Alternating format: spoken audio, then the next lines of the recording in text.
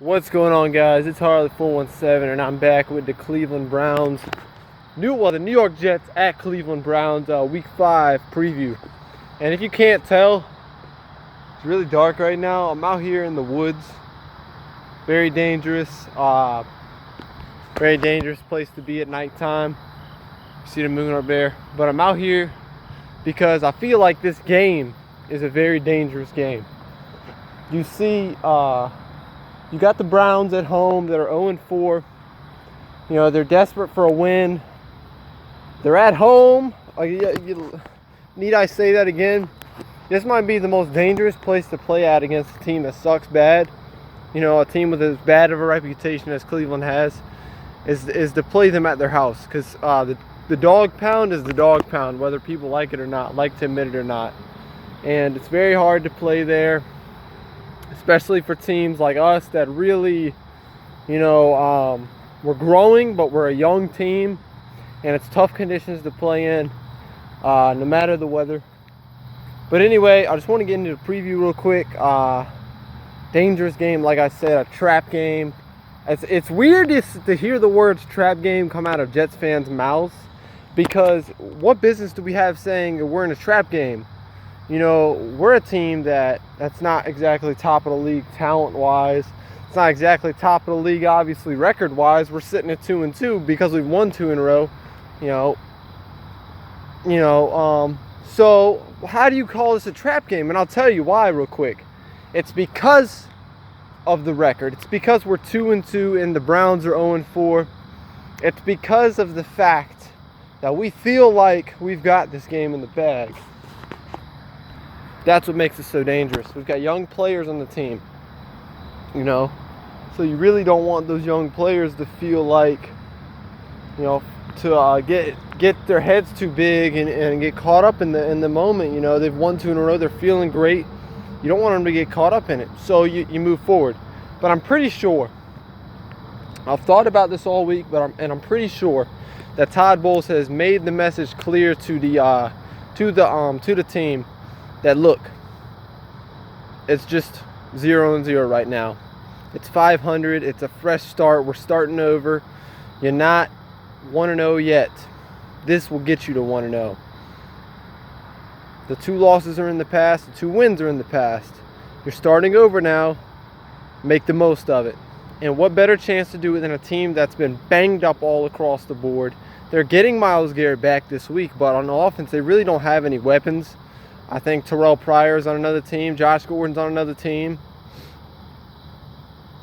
I think. And Kizer has been extremely underperforming. For me, a Notre Dame fan, I know what DeShone Kizer can do, and I know what he can't do also.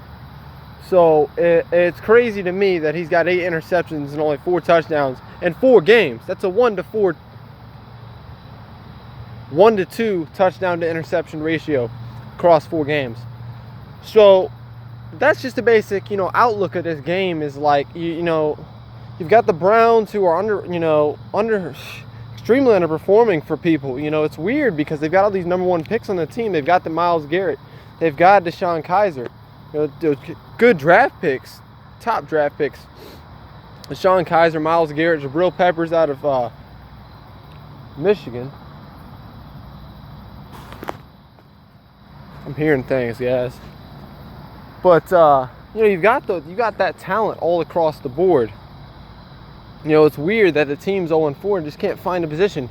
So they're at home, and this is a game that, like many people have already said, that they had circled on their calendars as a winnable game. Oh, we're playing the Jets. The Jets are tanking this year. When on the other hand, the Jets don't have nothing to play for. When on the other hand, here comes the New York Jets, 2-2. Many people expected them to be 0-4 this far throughout the season. But no. Todd Bowles has got these boys playing lights out on defense. Offense, I've seen like 0 drops. I've seen nothing but success. The receivers have bought into McCown. In this new offense that John Morton's has brought as an offensive coordinator. So it's exciting to watch, when you got all these young talent, but it's more exciting to watch when they're winning. So they're 2-2. They're coming off 2 straight wins. The Jets are into Cleveland. The keys to the win is obviously what's been keeping them winning is the run game. The freaking run game. Pound the rock. Bilal Powell and Elijah McGuire. I do not want to see Forte. I hope this injury that, you know, and I hate to say it, but they really disrespect these 2 young running backs when Forte's in the fold.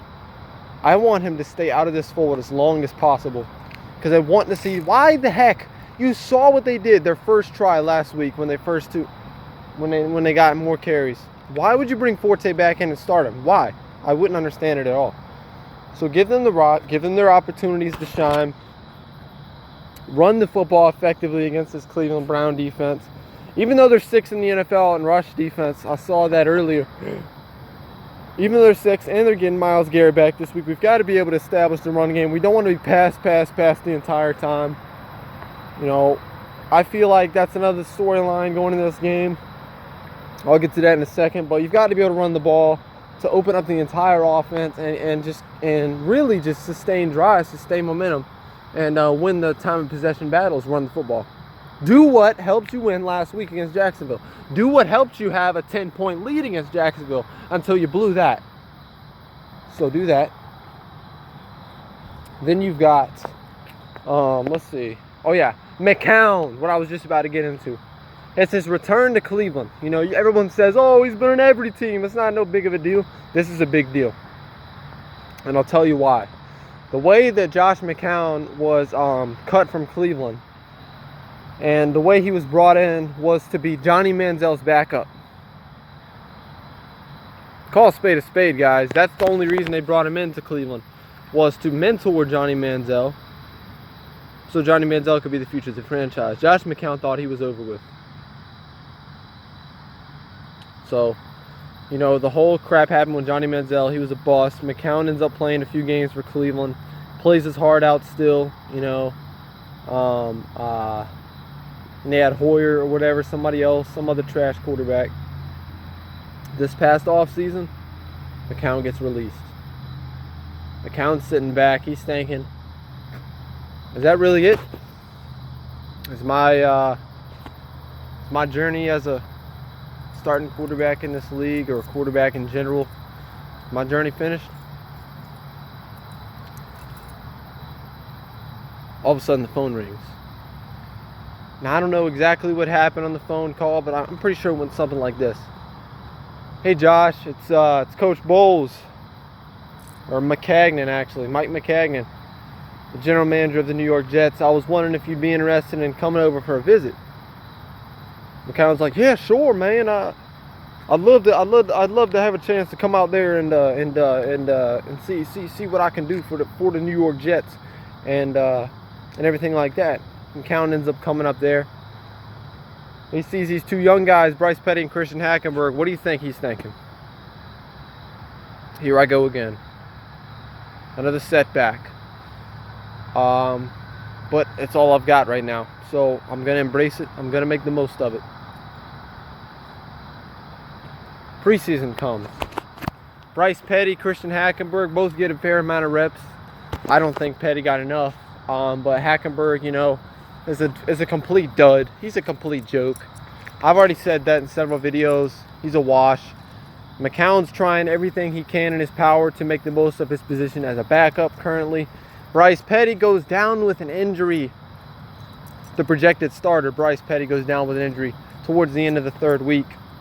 And McCown, here's your chance, man. So here comes week 1. The fresh start to the season, kickoff against Buffalo. Not a bad game from Josh, actually. Not a bad game. It was more of a bad game from the defense, you know, a letdown. I really feel like if the defense was, you know, thriving that entire game, and plus, on top of the defense playing terrible, the receivers we had just brought in were Curley and Curse. And they were trying to get them acquainted into the system. And Curse ended up being the #1 receiver that game. And he had just came there. So it's kind of like us trying to put the puzzle together on offense. And we're still trying to finish it. Now we've got a lot more pieces put together than we had. Week 1, week 2 goes by. 0-2. McCown's like, Everyone's thinking McCown, everybody, all the critics, all the people, the fans are thinking McCown's saying in his head that this is over with. Here I go again. Another season in the drain. But no. This is what I love about Josh McCown, guys. He said after the game against the Raiders, you know, anybody with a platform like that can say anything they want. He said this.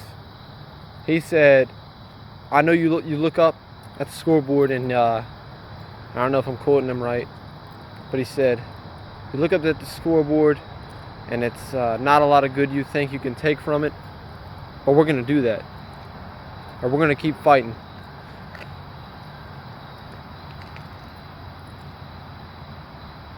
What a leader. What a guy.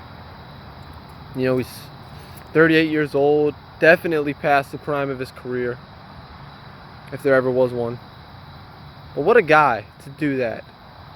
It's almost like a dad. You know, a dad and he's driving his little girls and his son or whatever to the park, and there's a celebration going on at the park, and he gets them. He takes the kids. You know what? Actually, I think the kids. It's like the kids forgot about the birthday party. They forgot about their dad's birthday, and there's just a lot going through their heads, and they're upset and they're hurting, and you know, they're young kids, they're little kids, and they just don't understand, you know, what, you know, they feel so bad for their dad and everything like that. But it's almost like he turns around in his seat, he looks back in the back seat, in the middle seat of the car, and he says to them, "It's all right, guys. Let's go have some fun. Let's do something now." And that's what McCown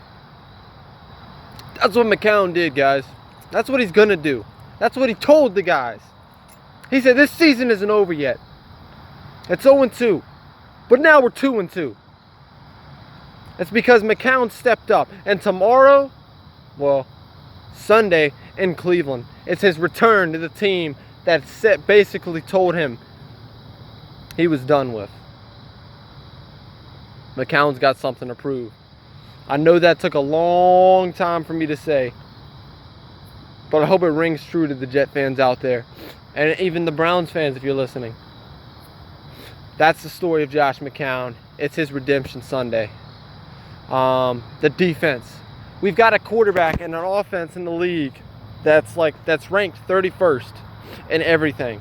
I looked at the stats earlier. They were showing a video actually, and it was like he's holding onto the ball. Kaiser's holding on the ball for like 4 seconds of play, which is ridiculous. It's like second to worst in the league, they said, and they said their offense is like so unproductive. It's scary.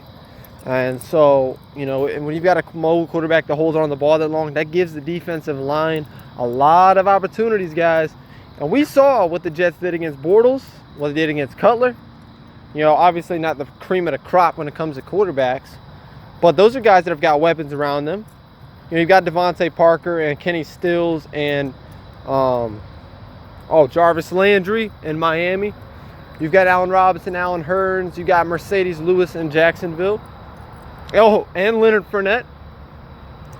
You know, but the Browns really don't have any weapons. So if we get to Kaiser, we shut Kaiser down. You know, unless some no-name tight end, receiver, running back decides to crap on us and Duke Johnson, we get to Kaiser, we've got a great chance of winning this game. I really just don't, like I said in the beginning of this video, unless we completely sleep on the Browns, like if I just was to completely like forget where I'm at right now, forget my surroundings, something bad might happen to me. 'Cause I'm in the forest. On the road next to the forest, but you know, it's a dangerous place to play. I mean, dangerous place to be filming.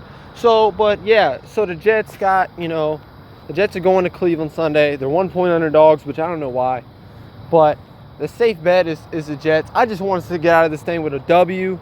I saw New England earlier. I saw New England was able to get the win because Nick Folk missed like 3,000 field goals in the game, right? And the Patriots win 19-14. Just get this game. I don't care, like Fireman Ed said in the preview video, big Jets fan. And if any of you Jets fan out there does not know who Fireman Ed is, I really recommend you go watch a video online or something. Fireman Ed said, I don't care if we win this game 9-8. I don't care if we win this game 14-13, 17-16, 3-2. As long as we get this W, go home to play New England, and just win this freaking game. The tank is already in the books. It's gone. We're not tanking. I'm not gonna say that again. I'm not gonna say it again. Get this W. Jet up. I feel like the Jets win this game 21-10. That's what I say. Maybe 24-10. I feel like the Jets are gonna play with just as much heart as they had the last two games. I feel like there's too many young guys on this ball club to sleep on this team, and they're gonna come out with as much aggressiveness and ferocity, especially since New England just won. Now the Jets are third in the division. They win this game, they'll be back up to second. And if the Bills lose this Sunday at Cincinnati, and the Jets and Patriots next week will play for first in the AFC East, after everybody said we was going to go 1-16. How's that sound, Jet fans? Jet up. I'm not going to do the chant right now because it's really late and I'm in the forest, like I said. So I'm going to get back home. Go Jets as always. Jets win this one 21, 24-10, something like that. Jet up. You heard it first from Harley.